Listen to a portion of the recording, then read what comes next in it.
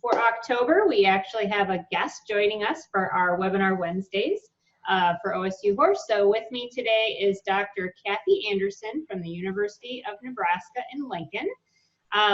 So Kathy, you are an AQHA and APHA carded judge, that's correct?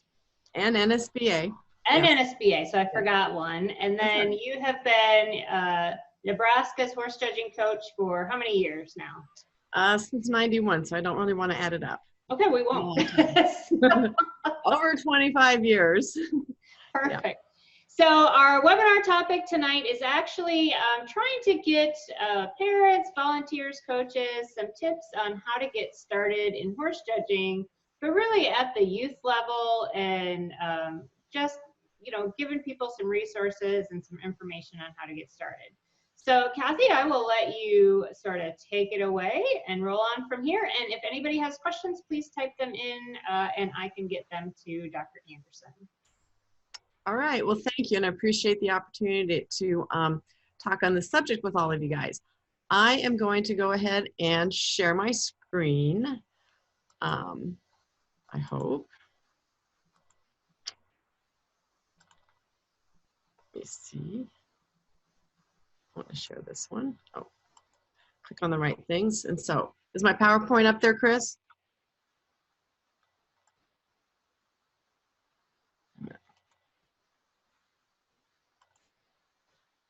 Yeah, I can see the PowerPoint, and I'm going to mute myself so you don't hear any background from me here. Okay. So as Dr. Skelly, excuse me, Heine, asked me to do a presentation for you guys on getting a judging team started. And really, you know, it can be, it should be a lot of fun. You really need to think about keeping it relatively simple. I know some folks have a lot of kids that might be interested in this, and maybe you as a coach or a leader, you really don't know too much about, you know, judging horses and those types of things. And so I want to show you, just give you some ideas, give you some tips, and let you know that there's a lot of resources that are out there that you can use, and try to make it so it's something that you and the kids can work through together. So first off, you know, you have to kind of understand really what is a judging contest.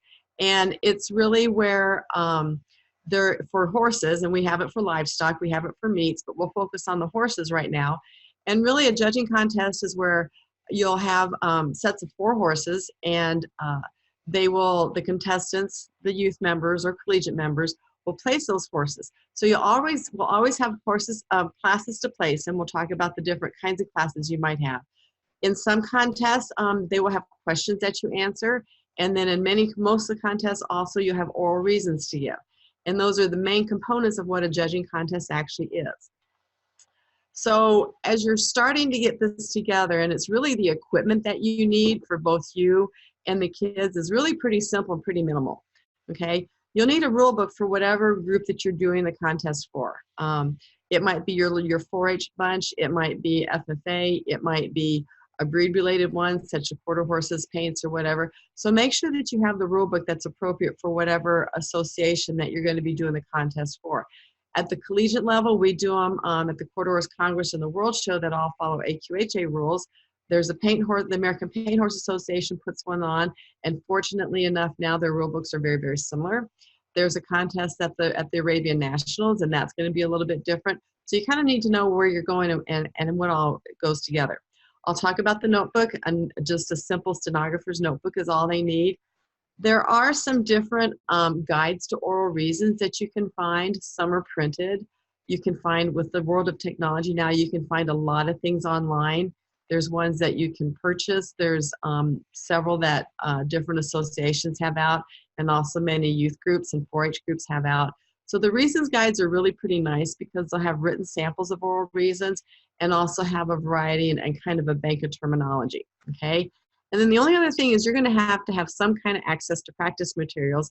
And as we go through this, I'm going to give you some ideas and some places that you can look for some of those, because there is a lot of information that you can download, that you can find online. Go to it live, download it, do it, different kinds of things like that, which is so nice for the kind of technology that we have now, and things are so much more accessible than it was, 20, 30 years ago. So a little bit on the notebook. all of your team members, all of the kids need to have a notebook.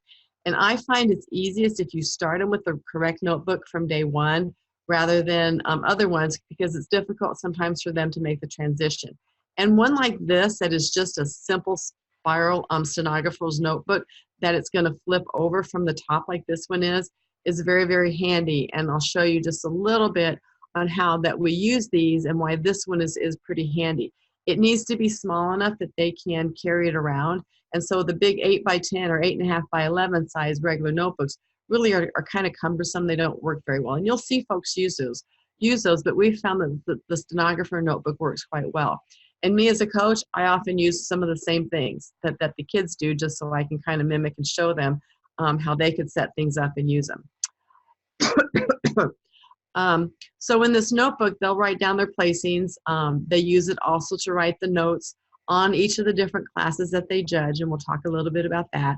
It's also used with all of these kinds of things as they would prepare to give their oral reasons, because this is what they will refer back to, because they're going to judge the classes and then at a later time go back and deliver their oral reasons.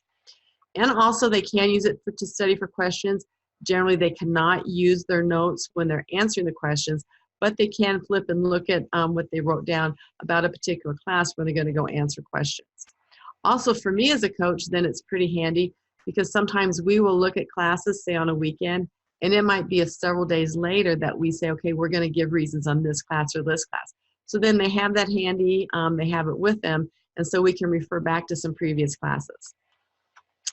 So as far as, the different classes that they might judge, try to keep things very simple at first. You don't want to blow anybody's mind, and you as a coach might need to have things that are very, very simple. There are certain criteria that you need to learn and teach your team members that are specific to each type of class, and I'll touch on those in just a little bit here. We could spend weeks going through, teaching you how to judge, and I'm just going to lay some of the basis of it for you here.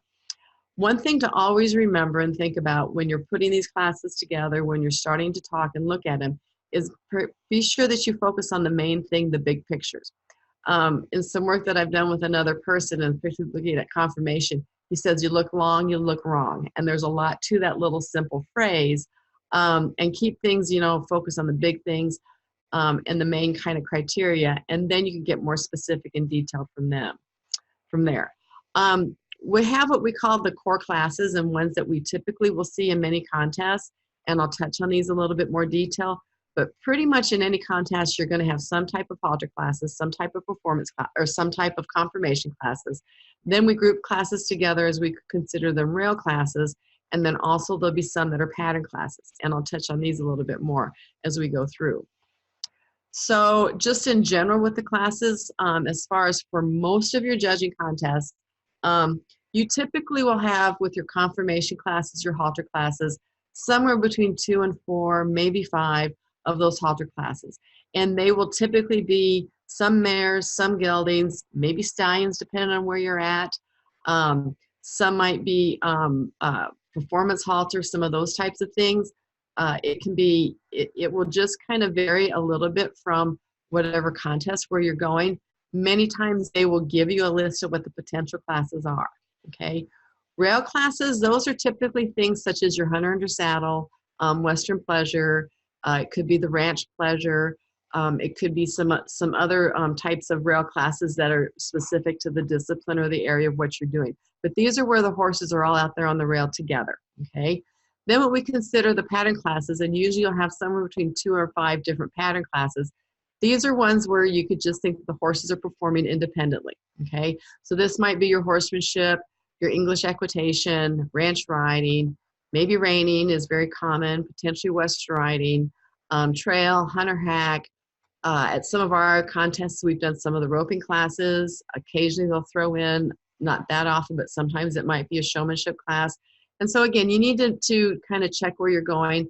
And if I was preparing a team just to kind of go across the board, I touch on pretty much all of these kinds of classes and then try to know a little bit more specific of where I might going if there's some that might be specific to that particular contest. So, that's a lot to cover, and you have to start somewhere. And so kind of what you want to do is just pick a certain group and focus on the basics and kind of get that criteria down. Typically, once you kind of get the feel and the kids get the feel for judging, then changing the class once they know the basic rules, or even going from, say, a stock horse halter class to a draft horse halter class, if you know the criteria for those classes and the standards for those breeds for that type of horse, then it really gets to be that you can make some adjustments in your mind and kind of adjust to whatever the breed or the type of classes that you might be doing. And so that's as you would work through with these different kinds of classes. So think about, and your rule books are usually very good for giving you the criteria of what the class is placed on and work through some of those different kinds of things. Now, what I also do is throw some of the oral reasons kinds of things in there with this as I'm going through and teaching about a particular event, a particular class, for example, halter. So I will go through, and as I'm teaching how to judge halter, I'll use terminology, phrases, and things that they could also potentially use in a set of oral reasons. And also, we'll also talk about the hierarchy of judging, what are the most important things, and talk about that these are the things that you need to emphasize, okay? For example, in, say, Western pleasure and hunter under saddle, those are classes of movement, so we're going to focus on those types of things. If it's a trail class, we want to focus on how they go through the different obstacles and what are the main things that is to bring out what it is about that particular class.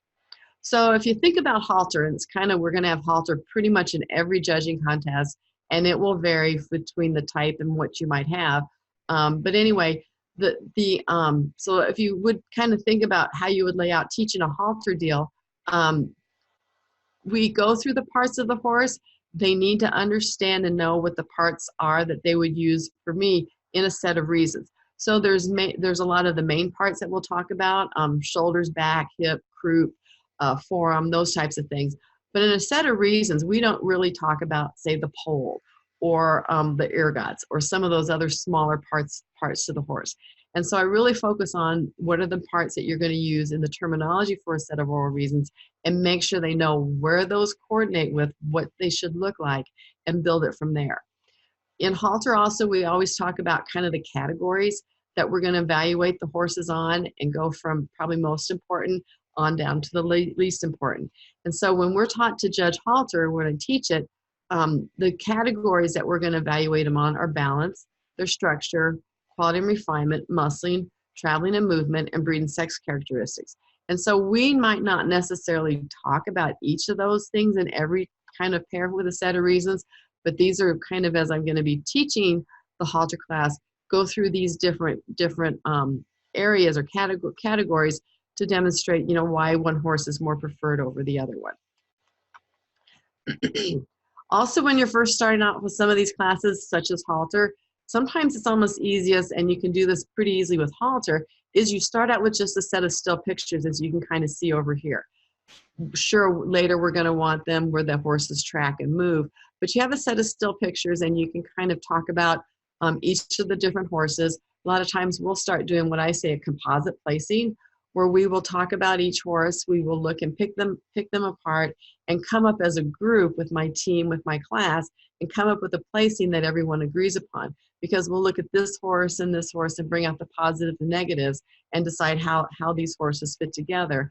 And then as a group come through those types of things. So we place that class together, okay? We discuss it, and then as we're doing that, we also are beginning to develop the outline for their oral reasons.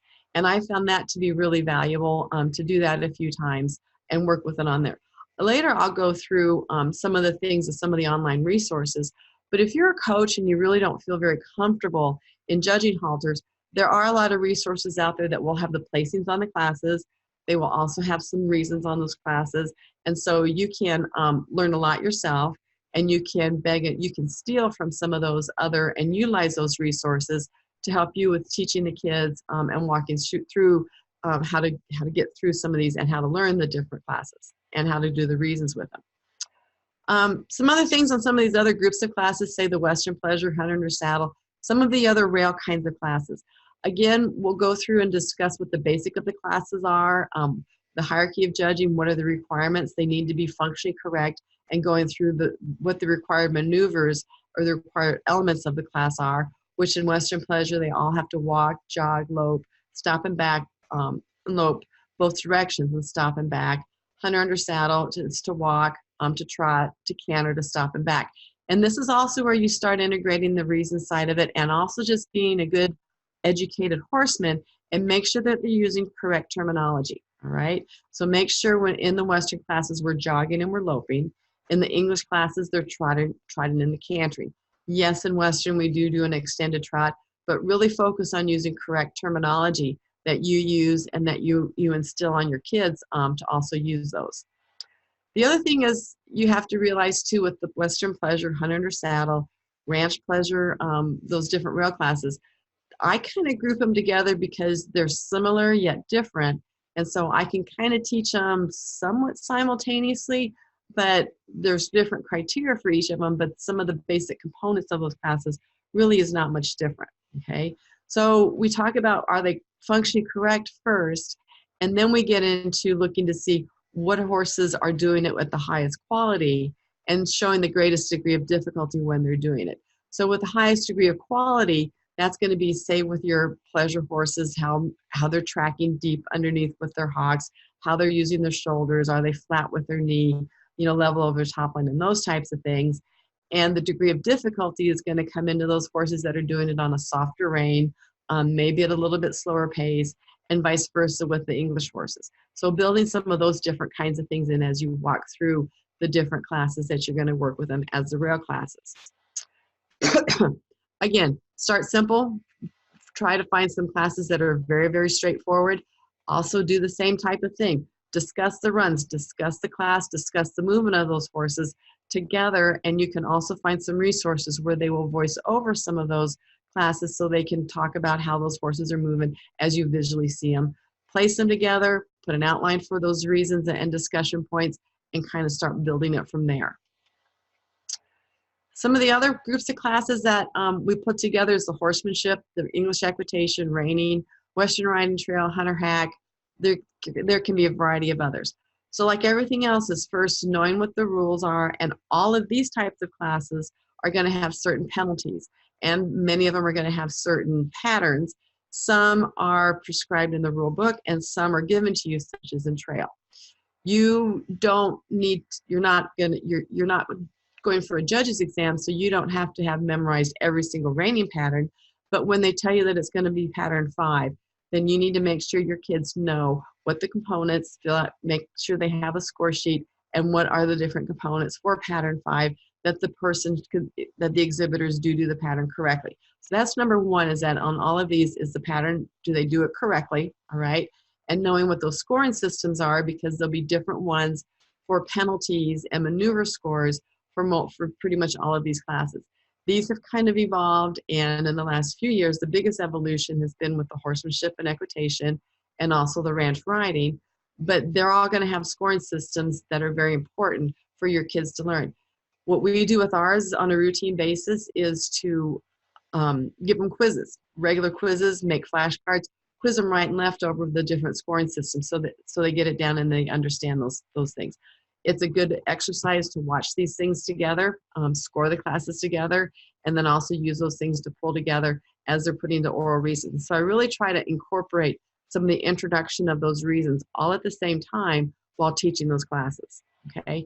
Now, to talk a little bit more about the reasons, yes, you're going to have some pushback. A lot of folks will say that's their least favorite portion of judging is the oral reasons. But at the very end of the day, when they've been through this, many of them will find that they get the most benefit out of the reasons because they learn how to stand up, make a decision, defend itself, tell them, why that they decided what they did, okay, which is exactly what they're doing. The most important thing is that they can show that they have some confidence in it. I tell my kids there's a chance that they can be a little bit of an actor or an actress when they get up to present those reasons. You're telling them why you placed the classes you did and want to do it in a very convincing fashion. The terms are very important, that they use correct terminology, and that's why as I'm teaching the different events, I'll try to incorporate that terminology so it's pretty much ingrained in those kids as from the beginning. And again, there's always going to be positive and negatives within those classes from the horses that you see. and working through those different types of things. So one suggestion, and this came from one of my graduate students that pulled this together, is as you're starting to have them put some reasons together, and I'm just going to touch on the reason things. We could go through a whole nother webinar on putting together some reasons and organize them, and I'll show you some resources that we have that you can go to. But to keep it relatively simple when they're first starting, this is kind of an outline, kind of a reason skeleton that you can maybe use with your kids to help them plug the specifics in about a particular class. Because we start with what the class is, how we place them, and then the positives, and go through a reasons and a grant kind of format. So this is a sample of something that you could use to get those kids just started on the oral reasons. Because once they learn the format, then they can build more detail and take them to a higher level as they build more confidence with giving those reasons. So what a lot of folks like to do is start not even with the horses, and I've heard from this from a lot of folks, and we've done it also, is bring in something fun, kind of teach them that basic reason format and kind of the idea, and bring in some cookies. I've seen them having, you know, from really nice cookies to burnt cookies and everything in between, pop bottles, different kinds of things, and have them place those. We've done caps, okay, or hats and different kinds of things like that. And do that as a very introductory type of thing to start some reasons. You can write them, you can do them yourself, and show them how that they can do that just on something that's not even a horse. Also, when they, you know, everybody goes through the things, should they write them or should they just verbalize them? And writing reasons is a good crutch. A lot of folks will start that way, and it can be a very hard habit to break. And so I like to try to have kids that mainly would just do an outline format and not physically write them all out. I have some of my senior college kids that I still have trouble with them still wanting to write their reasons out and memorizing them too much. When they have to verbalize them and give them, you know, you can start simple, have them stand up there in groups, sometimes just looking at each other, talking together, those types of things. And think of some of these different ways that you can get the kids just to get up there talking and working through theirs. And you might not even start with the whole set. You might start them, say, just do your opening statement, and have the next one do their opening statement, and then just work through them bit by bit so that they finally get to the point where they'll give an entire reset themselves. And I'm sure that, again, like, we could do a whole webinar on the reasons and have come up with a lot of different ideas that other folks have had with getting kids to get more comfortable with doing that. I talked about the memorization, and it's something that it's a hard thing to break, because it really is best if they can see the horses in their mind, in the back of their mind as they're trying to give the reasons, and not memorize the words, because this is where they will flow through them better. Each set that they give might not be identical to the previous set, and even sometimes I've put the picture of the horses up in front and just had them go through, and in 2 minutes just start to give a set of reasons when they're just seeing the horses, instead of doing a lot of preparation and kind of doing it and wing it like that almost. And so, as I said, try not to have them write it out. If they can identify the horses, and that's why I picked this picture, so they can use different colors, markings in a performance class. Sometimes there's other things that they can bring out, you know, with the performance of the horse. Those not only help the person listening to them, but they also help for the for you yourself, who might be giving those reasons, remember who the horses are. Because if I had this set of horses and I have the brown horse, the gray horse, and I have 2 sorrel horses, or the bright sorrel and the darker sorrel, that helps me see who those horses are and remember them. And as they put their notes together, it's really helpful if they make some of those notations on their notes, so then that they can remember what those horses are when they're going through and putting those reasons together. So here I'm going to touch on a couple different, some of the resources that I can show you. And we've put together a school, an online school, and I hope it comes up, for coaches and teams. And this is one that with my graduate student, we put together. And I'm going to go back to, so excuse me just a second.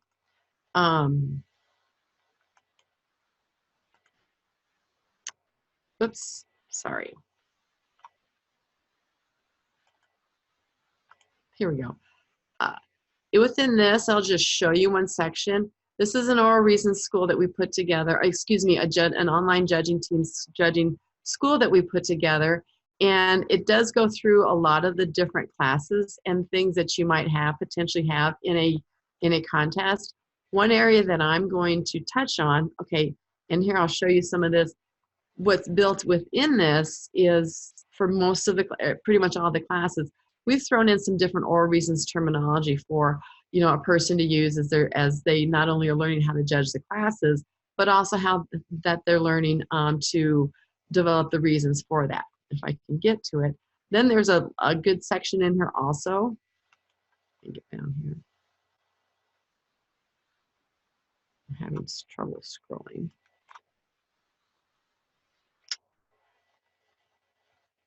Another section. I'm going to flip through the pages like this really fast. That does outline much of what I talked about as far as starting working through the oral reasons. And so this is an example of the notebook that we would use and writing down the list of classes you might have in a particular contest. Then there's a section in here about setting up the notebook. I'm not going to play the videos, but there's some videos that talk about it. And so we'll set them up different depending if it's a Halter class, if it's a pattern class, and those types of things. Because first, say this is an aged mare class, and we're going to put the criteria down here, what we see in the horses, and go through how we would then, with the class, this is for a pattern class, and so on and so forth. So that's just one example of one of the resources you could potentially use in working through, working through some oral reasons. Also, you can go on YouTube, and I've done this where I've just searched horse judging reasons, and you can get some samples that will pop up that you can use. And so there's some different things like that that you can find that you can see to use either as samples so you can listen to what other folks have done. Some of the resources also have some things in there about how they would go through and coach them. I found these kind of neat little fact sheets that Michigan State put together. And I'm going to click onto them just a little bit here, hopefully. And so these are some things that they put together that I thought were really helpful that you could go to. And if you just go to Michigan State Extension and find these, Michigan State University Extension, and these are a variety of different tips and things that they've put together as far as getting them to do oral reasons and the whole bit with horse judging. And I found these really pretty neat and interesting to use, and so I thought I would put them in here. And there's one on how to memorize them and visualize some things, and this is another one as far as 6 tips, okay, for giving oral reasons as far as working with those kids, telling them to stay calm and confident, which is sometimes easier said than done. Practice how you're going to present, which is very important. Last night with working with our judging team, we made them go out and come back in, and I made them walk into the room exactly as if they were walking into a contest. And so this was kind of like a mock contest we do as we're getting ready to go to the Congress, and it's like, no, don't walk in that way. And so make them practice. One person told me years ago, you have to practice perfectly. And so that's a very good tip. Slow and planned pauses. And so they need to breathe, and that also gives you a moment to get your thoughts together, okay? Again, they even on this little set of tips about not writing them out, of trying to just use them a little bit in outline, and working through one pair at a time when you're preparing them, and so you don't get overwhelmed with trying to put that set together. And also have a little bit of fun and be creative with some of the kinds of things that you're going to do and the things that you might say. So a few also things to help you prepare for if you're not familiar with an actual judging contest, okay? So what they will do is when you first get to that contest, they will take all of the contestants and divide them into groups. The number of groups will vary with whatever they happen to have. They typically will have each contestant with a number on. They will have a group leader, and it's important to tell your kids, your group leader is your friend, follow your group leader, because they will take you through where you need to sit, what class you're on, and those types of things.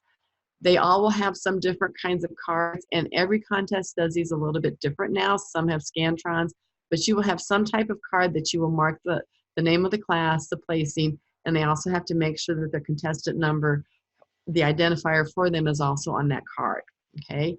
The horses, there will be 4 horses in a class, and they will be numbered 1, 2, 3, and 4.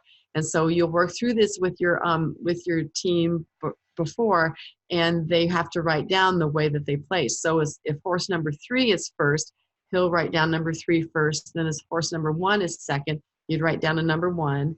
And then if the second horse is third, that'd be 2, and the fourth horse is fourth. So that would be 3, 1, 2, 4, I think, if I said that right. So make sure that they understand how they're numbered. In these contests, they typically will have a number on the person that's holding the horse or riding, so they won't get them confused. Also, when they're going to a contest, they will take their notepad and use it to take notes on the classes. Most of the time they can have a rule book, and that's pretty much all the printed material that they can have. So the notepad, they'll take notes in the class. They'll use them to prepare for their reasons. They'll study if there are going to be questions asked for that class. Okay, so most of the time, not always, well, the contest, when they do the halter horses, typically the contestants will go down in the arena. So you can see here, this is kind of a youth contest. The horses are out here, and you can see the kids along the side. This, I think, was at the Congress, and they'll have like two classes out there at the time.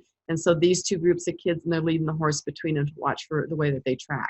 So that's when you'll follow your group leader, and they typically will go on the floor for the halter classes.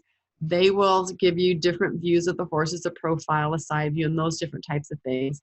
And then they will typically track the horse. And through all of that, the contestants are figuring out their placing and taking notes on them. When they're not doing the halter classes and they're doing performance classes, then they will have the contestants go sit up in the bleachers and designated in their groups and run the classes in front of them, okay? They'll take notes on the classes and those on. Some contests do the performance classes first, some do the halter first. They just need to follow instructions and follow their group leaders. But they will go through placing all of the classes before they worry about doing any reasons. The questions can be a little bit different because many times they will ask the questions on that particular class immediately after the class. Every contest does not have questions within it. It just kind of depends on what the contest is and the level of it. So generally what they're going to do is say you judge this class of reining, and then they will have the horses exit, and they will ask the contestants various questions. The questions will really just pertain to the horses, and they will write the number down that the horse. So say which horse went off pattern. If that was horse number 4, they would just write the number 4. They're not usually a discussion kind of thing or anything. It's usually just a number that they write down. Typically, you cannot use the notes when you're answering the questions. You might be able to review them quick before they start, but those need to be done off of memory. So when you're doing the oral reasons side of it, all right, that will be done also after all of the classes are judged. Then they will take you and sit you wherever they might be doing the oral reasons. It might be in a separate room. It might be still on the floor of the arena. It's all going to vary depending on where you're at. Typically what's going to happen is they will tell your group what your reasons order is, and everyone in your group will prepare and do the same set.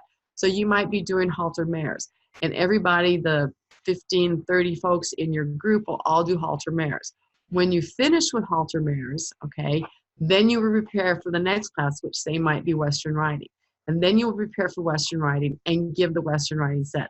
I had some kids one time that thought that they had to have all of their sets prepared at once. And no, you'll give a set, you'll prepare a set, you'll give that set, then you'll prepare the next class and give that set back, and then give that set. It will vary the amount of time that they have, and that also will vary between contests, because sometimes they will give you a guaranteed 30 minutes, 20 minutes. Sometimes it might be longer than that if it's a large contest with lots of contestants, okay? You should know what the next class is. Tell the kids if they get confused, then talk to the people who are running the reasons room, who are helping them prepare, to make sure that they stay on track and that they're preparing the correct set. Generally, when you're doing the reasons, you can use the notes that you took to prepare them. You cannot use them when you go up to give them. Some kids will, and they have to know that they're going to be docked on their score for using notes, right? How is the contest scored? That's a good question, okay? So everything is based off of 50 points. So for the classes, the halter class, the mare class, whatever it is, those are based off of 50 points. There will be a panel of judge, one official, whatever, and they will also judge those classes, and they will assign cuts. And what the cuts are is basically how obvious the placing should be. So if it's a 1 or 2 point cut, then that means that that's pretty difficult, that the first and second place horse were pretty close, and you're only going to lose 1 or 2 points, whatever they put on it, if you switch that pair. If it's a 4 or 5 point cut, then that was much more obvious. And so if you switch that pair, then that's the number of points you're going to lose for switching that pair. And there are some apps that you can use, but I like to teach my kids how to calculate their scores. And again, we can do that at a different time. Basically, there will be official placing, and their scores will be all based off of whatever that official placing is, and points subtracted. If they did it the same as the judge, as the official placement, then they get a 50, and on down from there. Reasons are also on a 50-point scale, and they're going to be judged a lot on how accurate and truthful they are, and also the delivery does have a factor. And so a very, very good set's going to be in the upper 40s, and on down from there. So where to get help? Well, everybody's not going to be an expert. Everybody's not going to have a lot of experience judging. So there are a lot of resources out there. Okay, on our extensionhorses.org website, which is here, we do have a lot of information. And if you go to the portion that says horse judging, okay, we do have a lot of the criteria and videos and things as far as judging a multitude of the different kind of classes. And you go through here, and there's also going to be videos for them, and you go here and click on to the title and get deeper into that with more of the information, some sample videos and different things about judging a variety of those different classes. Another spot that you can go to is we do have the National Horse Judging Team Coaches Association. The best way to find them is actually on Facebook, okay? They don't really work off of their website anymore, but you can do National Horse Judging Team Coaches Association. They have a multitude of resources that are available.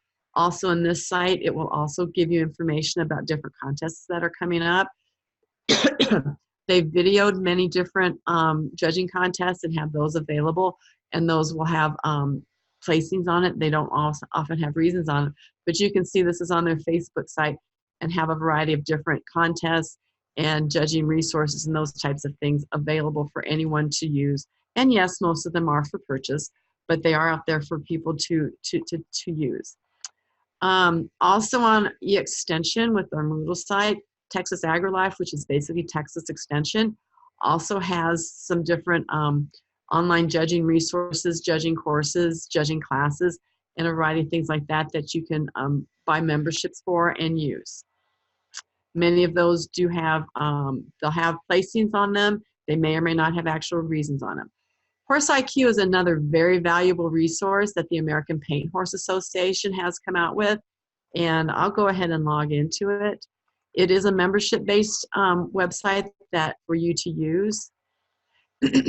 But when you go into Horse IQ, it's made for education of judges and young and old, you know, experienced and inexperienced, and we're helping to build some additional things on it. But so, excuse me, there are a variety of courses that they have here on Horse IQ, and of the different classes, and so that you can go on and they do a very good job of talking through the classes, explaining the criteria, giving runs of good and bad, and helping you teach and to learn the different ways of judging a variety of different classes.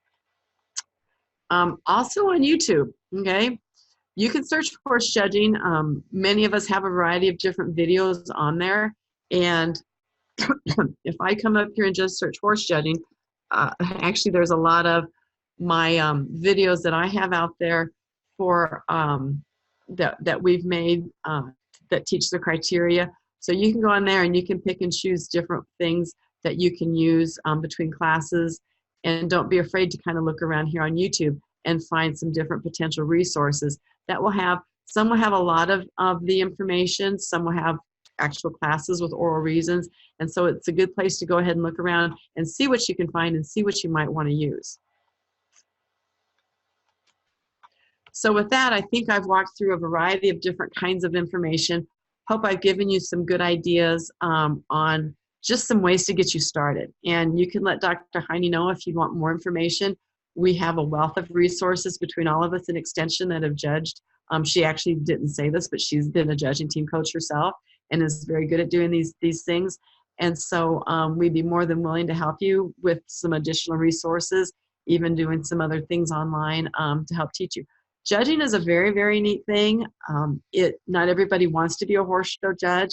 I think if you learn how to judge, a really valuable asset to it is that if you like to show horses, you understand the showing side of it to a much greater degree. Even my kids learned about judging, and then they understand why they're placed how they are and where penalties are and those types of things.